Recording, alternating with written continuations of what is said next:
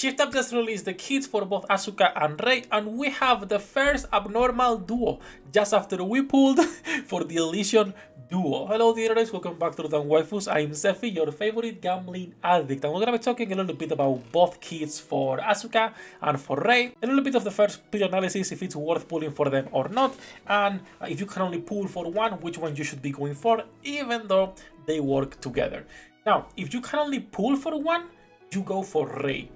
Asuka, it's useless alone, it's useless, and she only works while you are bursting. If you are not bursting with Asuka, she becomes useless. Now you want to run them together. Together they're going to be pretty strong, and they're going to be doing really good damage, considering we do not have win DPSs outside of SBS. You have your Sakura right now, that is not bad damage, but not the carry. You have your Mana, which is more of a buffer and sub DPS rather than a main DPS, and that's it. There is nothing else. So this is a welcome addition. We'll see how strong they are when we can test tonight Asuka. But for the most part, right now, I will just wait until Rei comes out if you want to pull only for one to see which one is stronger. Let's start with Asuka, and then we can go into Rei if you guys want. Asuka is kind of weird. Asuka is a character that will only work if you are bursting with her. If you don't burst with her, she becomes kind of useless.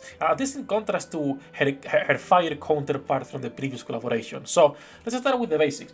Attacker, machine gun, bars 3, wind. She has a 5.47 of attack as damage, 300 bullets, reload time of 2.33 seconds. Pretty standard stuff for a machine gun attacker. Is one of the lowest base damage multipliers. She has the same damage multiplier as Arya, which is funny, but it's just a funny note to get in there. Now, her skill 1, which is anti-AT field, activates after landing 50 normal attacks, affects the targets, dealing 471 of final attack as additional damage. This will proc every second. If you are playing on your phone at 30 FPS, every 2 seconds, 1.5 seconds, something like that. If you're playing on PC, every seconds, because you shoot 60 bullets per second with a machine gun. Now, here's the thing. That is the only thing that she gets permanently. The rest of her kit is tied to her burst skill. So as you can see, activates only when in annihilation state, affects herself basically every 10 seconds to 2 enemies. She will be dealing 15% of final attack as damage, and as well giving them an anti-AT field debuff. Giving them damage taken by 0.83% for 30 seconds stacks up to 30 times. People were saying RIP Ludmilla with Asuka, which is the biggest copium I've seen in a while. Ludmilla is 12%, half, but this is 100% uptime. 100% uptime. You will always get this as long as your Ludmilla is invested. This only works on the burst, and it's not even 10 seconds. It's only for 4 seconds. You'll see why in a second. This takes 5 seconds to fully ramp up, a little bit less if you have Rei, but 5 seconds to fully ramp up, and you will only have 4 seconds to fully take advantage of this. So it's not as good as Ludmilla. It's not even close, because once again, this will only be when you burst with her, in contrast to Ludmilla that is permanent. Her skill 2, Emergency Repair, is pretty similar to Grave. You guys remember that? Basically, when she enters full burst, on annihilation state, she will get attack damage increased by 30% for the whole duration. And then when you use annihilation, which is part of her burst, and you'll see on a moment, she will do an emergency repair. This means her hitting up speed is decreased by 100% for 3 seconds. This is the ramp up time. This is every time you are shooting, the ramp up time is this right here. When you start shooting, you see that it's slow until it ramp ups. That is that speed, or at least I think that is what it means. We'll see. So she will be decreasing that speed. She will clear 100% of her ammo, so it takes longer to fully ramp up, and then constantly recover HP for 3 seconds only. So it's not even that good, to be fair. It's a 3% of final max HP for 3 seconds. It's nothing. So her skill 2, as long as you are not bursting, is useless. It will never proc. And now let's move into her burst skill, which is this annihilation state, and what it does. Annihilation stage does 4 things. Normal attack damage multiplier reduced by 40%, reloads 20% of your magazine, increases attack by 46%, and attack damage by 36% for 9 seconds. This is not the full duration, it's 9 seconds instead of 10. This is what it is. And also to the targets affected by the anti-AT field, which is only on this skill 1 we're talking about, right? She will also be doing annihilation, which is basically when this state ends after 9 seconds, she fires a powerful attack at targets with this debuff, dealing 6.62% of final attack, mirroring the stack count, meaning you should be doing more than the 6%, depending on the amount of stacks. And then this anti-AT field will be removed, meaning there is no longer damage taken or any of your other buffs. So her kit is ultra mega tied to bursting. You need to be bursting with her constantly, and also to this anti-AT field mechanic that Rei will be helping, making it a little bit better. Now, her numbers don't look bad, but if we compare her to normal Asuka, the Asuka that was released on the first collab, you'll see that that was a lot better. If we go to Asuka right here, she's getting at level 7 damage to shields, attack 83% constantly. Basically, you can get this 100% uptime. Damage as a strong element, damage dealt when attacking core to every fire ally, pierce, attack damage, recovery, and hit rate as well. And the attack damage is 121%. And she does not depend on any character. She can work on her own, making her a really strong fire DPS, one of the strongest we have. So, in contrast to the previous collab, this is a little bit worse in my opinion, but we'll see when the character drops how good she is, because again, we need to wait to see this anti-AT field in place to see if it's feeling good or not. Let me lower a little bit the Octopath Traveler music because it's too loud. There we go. And now let's move a little bit into Rei to see what's going on with her. Attacker B3 Assault Rifle win, 14.71% of attack as damage. This is on the lower end, once again, in contrast to other assault rifles. And in fact, just compared with the other assault rifle from the previous collab, which is 18%. So it's a big difference, but her kit is not too bad. 60 bullets, 1.5 seconds. Skill number 1, Annihilation support. So as you can see, she's supporting Asuka directly. This activates after landing 18 normal attacks, only if the target is on anti-AT field status. So only will proc every 18 shots, which is every 2 seconds, a second and a half more or less, with an assault rifle, because you're shooting 12 bullets per second, so a second and a half, and only if Asuka has bursted and you have this AT field debuff.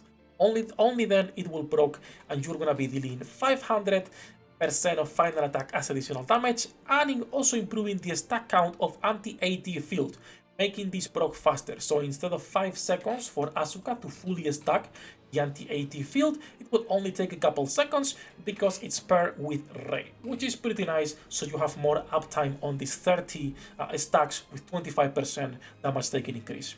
And then also activates after landing 7 normal attacks, only when a Rei has bursted, which is her attack state basically.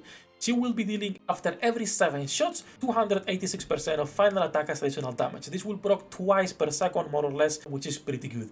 And then also when entering full burst, only to the allies on Annihilation state status. So once again affecting only Asuka, there is nobody else. And let's be honest, there is not gonna be a normal character most likely with this Annihilation state. Only gonna be for her, making this the abnormal duo, which is kind of weird, but it is what it is. Every character affected by Annihilation will be having the effects increase by 1 for 9 seconds. The attack range also for this Annihilation will be increased by 500%, and the attack will be increased by 17% of the caster's attack, which, considering Rei is an attacker, is not too bad.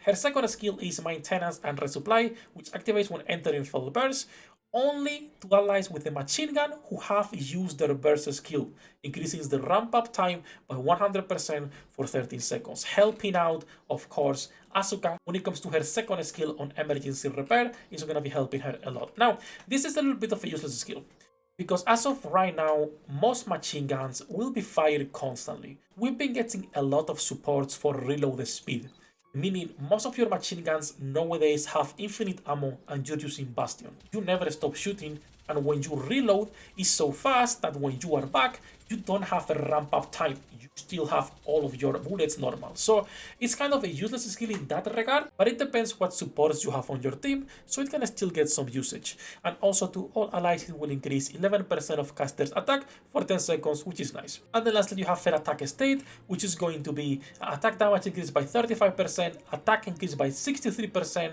and also affecting all enemies, dealing 900% of final attack as a burst skill damage. I don't know what this means, if this is just a mistranslation or what it is, but I don't think any other character has that modifier, or I don't remember anyone else with that line of burst skill damage.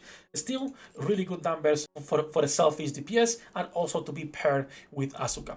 Sadly, if you're not pulling for both, we will see if it's worth just getting one and her damage will be justified for win rates.